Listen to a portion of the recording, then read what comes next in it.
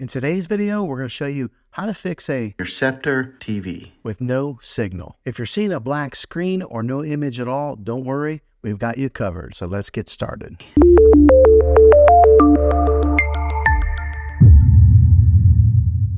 Step 1, check your connections. First things first, let's check all the connections, ensure that all the cables are securely plugged in, and this includes the HDMI cables, power cables, and any other connections that you might have. After you've done that, let's move on to the next step. Step 2, select the correct input source. Next, let's make sure that your TV is set to the correct input source. Using your remote, press the source or the input button to cycle through the available inputs until you find the one that your device is connected to. If you have multiple devices connected, make sure you're selecting the right one.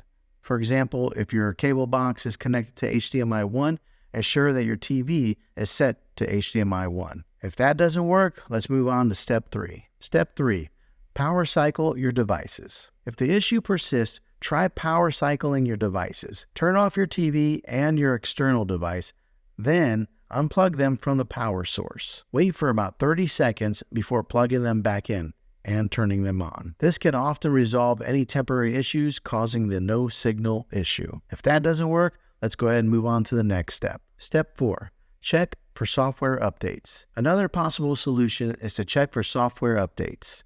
On your TV, go to Settings menu, then select Support and Software Update. If there's an update available, follow the on-screen instructions to install it. Depending on the year and model of your TV, this may look a little different.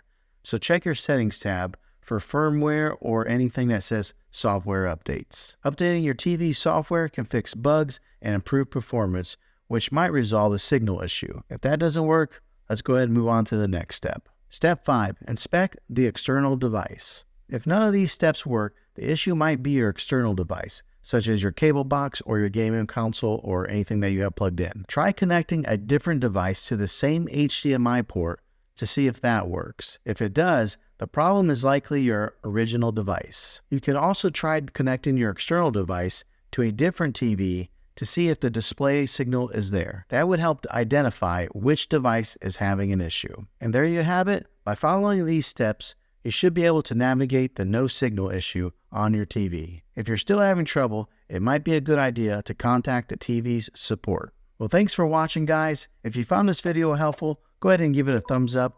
Go ahead and subscribe to my channel. I make tech videos all the time, and I would love to have you back in the next one. Take care.